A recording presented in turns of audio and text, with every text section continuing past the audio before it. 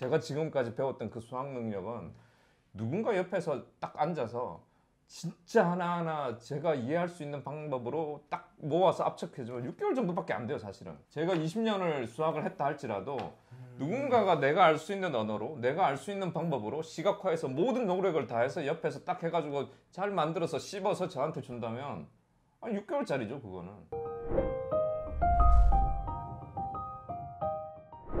안녕하세요. 대치동 캐슬입니다. 안녕하세요. 안녕하세요. 반갑습니다. 생뚱맞으실 수 있는데요. 여러분들 오늘은 진짜 재밌을 것 같습니다. 제 옆에는 정말 특별하게 모신 손님이 있습니다. 네, 저는 고려대학교 영어영문학과의 남호성입니다. 이번에 책을 제가 뭐 책 쓴 사람도 아닌데 네. 이렇게 책을 갑자기 써가지고 예기치 못한 인기 때문에 유명하신 분도 뵙고 이렇게 기회가 되는 것 같습니다. 제가 옆에서 잠깐 소개를 해드리면 이분이 약간 수학 포기자들의 희망 같은 존재이십니다. 일단 문과로 대학교를 가셨고요. 고려대 영문과. 그러다가 코딩이 꽂히셔서 코딩 공부를 하셨습니다. 그리고 삼성 SDS에 취직을 하셨다가 2년 다니시고 예일대학교로 음성공학을 가셨다가 헤스킨스라고 굉장히 유명한 연구소에 계시다가 돌아오셔서 고려대학교 영문과 교수님을 하시면서 인공지능 음성공학 연구소가 맞나요? 미디어젠이라는 미디어젠의 자동차에 그 왼쪽 저 현대차 기아차의 왼쪽에 뭐 누르는 버튼이 있어요. 그거 누르면 뭐 명령어를 누르세요. 그쵸. 이러면 여기 나오고 뭐 이런 것들 다 만드는 회사인데 거기에 AI 연구소 저희가 이끌고 있습니다. 처럼 문과 출신으로 코딩을 배우셔서 음성공학과 인공지능을 하고 계시는 전설적인 분이십니다. 일단은 제가 몇 개가 궁금한데 첫 번째로 실은 현재 문과 학생들이랑 인공지능 랩을 운영하고 계시잖아요. 네. 어느 정도로 몇 명이 있나요? 지금 뭐 다 합치면 한 30명 정도 되거든요. 회사는 더 크죠. 회사 본사는 더 모사는 더 크고 총 인원 한 30명 정도 되는데 그 중에 뭐 학부생들 연습하고 같이 와서 이제 뭐 호흡을 합게 하는 그 학부생들 좀 있고 대여섯 명 있습니다. 6, 7명 있고 그 다음에 박사, 뭐 석사 과정, 박사 과정, 그 다음에 박사 졸업 뭐 이렇게 해서 한 열댓 명 이렇게 있고. 또 원래 미디어젠 개발자이셨던 분들, 또 그분들하고 같이 이렇게 AI 연구원들하고 그 다음에 원래 프로그램 소프트웨어 개발자 분들하고 같이 이제 지금은 융합이 되어 있는 그런 상태입니다. 30명 정도의 규모를 이끌고 그 중에서 그 연구원 소속들은 다 문과죠. 100% 문과.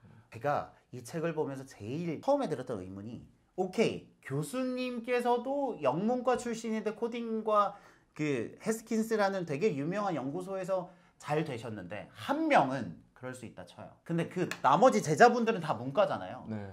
이 사람들이 생으로 코딩이랑 수학을 공부한 거란 말이죠. 네.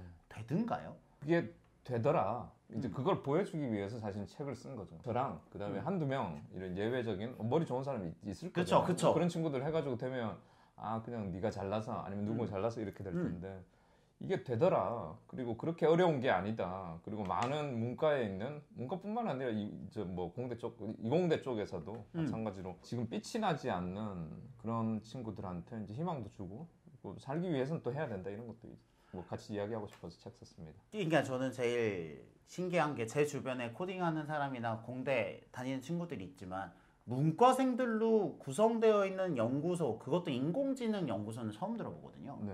처음에 들어올 때는 이 친구는 코딩의 베이스와 수학의 베이스가 없는 채로 올 거잖아요. 당연히 하나도 없죠. 하나도 그럼 노베이스 수학, 그럼 노베이스의 수학을 가지고 있는 학생들을 가르치는 건데 어떻게 가르치세요? 사실은 저는 그 말이 관련되는 이야기인데요. 그 말을 들을 때 제일 화가 났던 게 뭐냐면 행렬 안 가르친다고. 그쵸.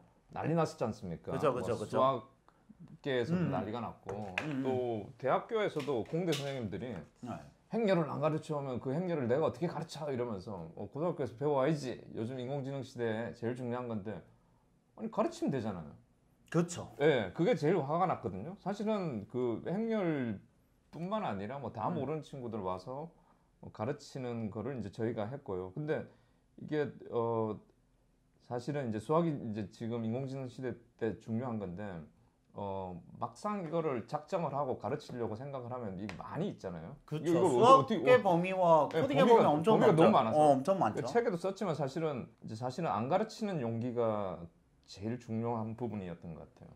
그러니까 수학이라는 것도 있고 영어도 있고 뭐 물리도 있고 있지만 100이 있을 때 어떤 게 더 중요하다 덜 중요하다는 없잖아요. 그렇죠, 그렇죠. 그러니까 영어도 우리 단어 외울 때 뭐 똑같잖아요. 다 중요하지. 근데 빈도수라는 걸로 해서 우리 중학교 때 초등학교 때 왜 이렇게 하면서 우선순위 0단어 그런 거 이렇게 있잖아요. 그쵸? 네, 그런 것처럼 아니 수학 지식도 당연히 우선순위가 필요한 게 더 필요한 게 있고 덜 필요한 게 있으면 그 우선순위를 정해주면 저는 제가 하면서 한 100의 수학이 있으면 한 5 정도만으로 압축해서 아니면 더 쉽게 아니면 딴 거 다 빼고 이렇게 가르쳤던 게 지금까지 빨리 오게 했던 그 원동력 같아요. 아, 그 강재구님 이야기를 굉장히 많이 하시던데 네네네. 그분이 1호 제자였잖아요. 네. 그냥 그분은 일단 교수님께서 문과생인 그 대학원생을 가르친 1호 학생의 강재구 학생이었고 네. 그분은 잘 됐고 그 뒤에 이제 시스템으로 구축이 되었을 텐데 네.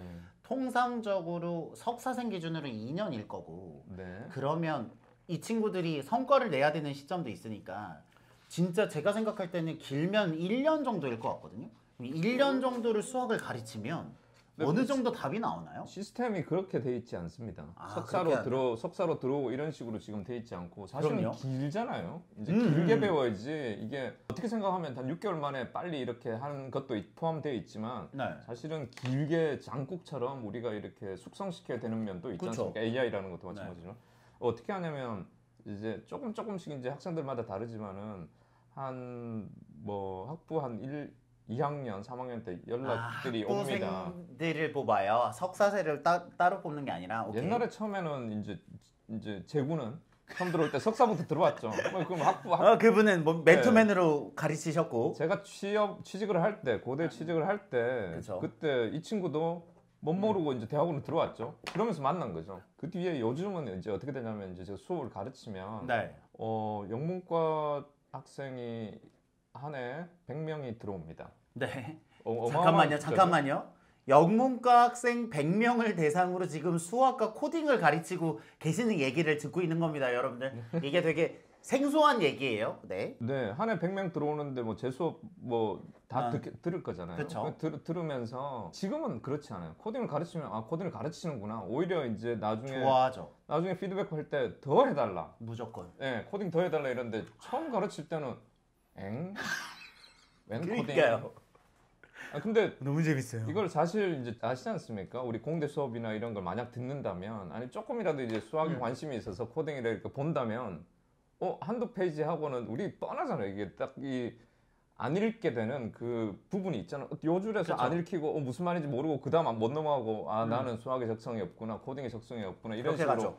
가잖아요. 그렇죠. 근데 제가 사실은 이제 지금까지 오면서 어떤 부분이 여기에 고비가 되는가에 대한 처절함이 사실은 있었던 거죠. 왜냐하면 본인이 문과로서 수학을 생으로 하셨기 때문에. 물론 조금 제가 공감 능력이라는 게 이런 게 조금 더 좋다 뭐 이런 거는 있을 수 있지만 그것보다는 제가 진짜 뼈저리게 느낀 거죠. 사실은 한 6개월 만에 제가 지금까지 배웠던 그 수학 능력은 누군가 옆에서 딱 앉아서 진짜 하나하나 제가 이해할 수 있는 방법으로 딱 모아서 압축해주면 6개월 정도밖에 안 돼요, 사실은. 제가 20년을 수학을 했다 할지라도 누군가가 내가 알 수 있는 언어로, 내가 알 수 있는 방법으로 시각화해서 모든 노력을 다해서 옆에서 딱 해가지고 잘 만들어서 씹어서 저한테 준다면 6개월짜리죠, 그거는. 근데 그걸 뭐가 중요한지, 뭐가 어디에 있는지 모르기 때문에 그 찾고 씹고 소화하고 또 좌절하고 다시 도전하고 이거가 몇십 년이 걸리는 거죠.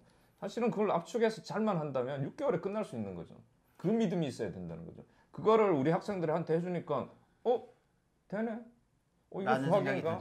애들이 들기 시작하고 자신감도 생기고 100명이 있으면 그 중에서 10명만이라도 저는 수학 좀 관심 있어요 해도 이건 성공 중에 성공인 거죠. 엄청 성공이죠. 네. 영문학과 100명 중에 10명이. 근데 10명보다 훨씬 많죠. 왜냐하면 영문학에 관심이 있어서 영어학에 관심이 있어서 영문과를 가는 친구들보다 저도 마찬가지지만은 대학을 가는 현실을 살아가고 고대는 가고 싶고 네. 그렇죠. 적당한 과를 찾다가 영문과를 가는 경우가 비하하는 게 아니라 그런 경우도 많기 때문에. 네, 그럼 비하고 전혀 상관없죠. 하다 보니까 자기가 이제 초, 중, 고를 다니면서 또 부모님들한테 또 영향도 받고 어느 순간 내가 예를 들어서 인생이 이렇게 바뀌는 경우 되게 많잖아요.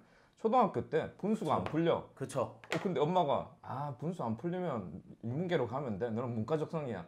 그 한마디가 이렇게 자기 길이 바뀔 수도 있다는 거죠. 그쵸. 그런 식으로 해서 영문과를 들어왔는데 나는 수학을 좋아하는 사람이었네 라고 느낄 수 있는 거죠. 한 번도 못 느끼다가. 그러니까 수능 우리가 공부하고 그런 교육 방식이랑 그런 평가 방식이 그런 느낌을 주는 게 절대 아니잖아요. 그렇죠. 네.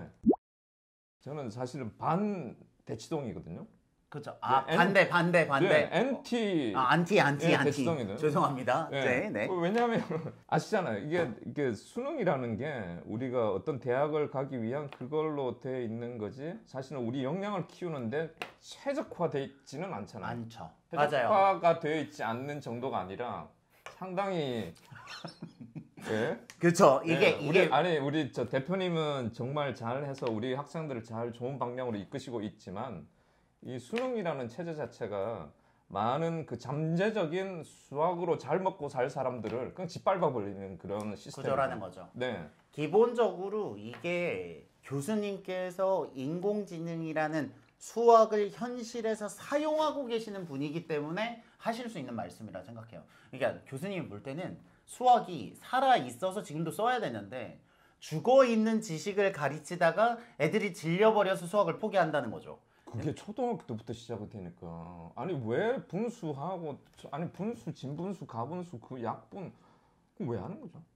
그 훈련을 왜 시키는지 물론 일의 가치도 없지는 않죠. 근데 아까 맞아. 우선순위에서 저는 우선순위에서 한참 밀릴 수도 있는 거고 계산기라는 대체품도 있는 건데 왜 거기에 그걸 해서 질리도록 만들어서 애들 딴 데 가게 안 질리면 괜찮아요.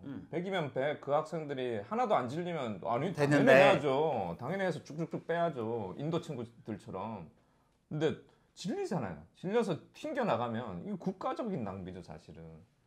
그러니까 이게 지금 교수님께서 이렇게 열과성을 저도 이제 오랜만에 진짜 막 감동하고 그 텐션이 되게 높아졌는데 이게 뭐냐면 문과생들을 가르쳐서 수학이 되는 걸 보니까 얘네들은 원래 수학적인 재능과 관심이 있어서 이렇게 이끌어줬으면 예전부터 훨씬 수학에 대해서 감사하고 잘 활용했을 텐데 잘못된 교육 방식으로 인해 얘네들이 흥미를 잃어버려서 얘네들이 이렇게 됐다는 거죠. 본인도 몰랐던 거죠. 본인도 몰랐던 거죠. 네, 이게 얼마나 슬픈 겁니까 사실은. 그쵸. 국가 경쟁력으로 따졌을 때도 그쵸. 이게 얼마나 이게 낭비입니까 사실은 그 친구들한테. 근데 문과의 대학의 프로그램도 사실은 지금 현재 이제 많이 바뀌려고 개선하려고 지금 노력들을 많이 하거든요. 근데 뭐 아시다시피 문과라는 데가 수학 없잖아요. 없죠. 네, 문과 수학 없잖아요. 문과 들어간다는 말 그리고 내가 인문계를 선택한다는 말 자체가 나는 수학을 포기하겠다가 아니라 수학을 안 해도 된다. 이렇게 권리라고 생각하잖아요. 그쵸. 근데 포기죠, 포기. 사실은 수포자인 거고 문과 선택하는 순간 수학을 포기해서 문과를 가기도 하고 문과를 가서 수학은 안 해도 돼 라고 생각을 해서 이분법적으로 생각하기 마련이에요.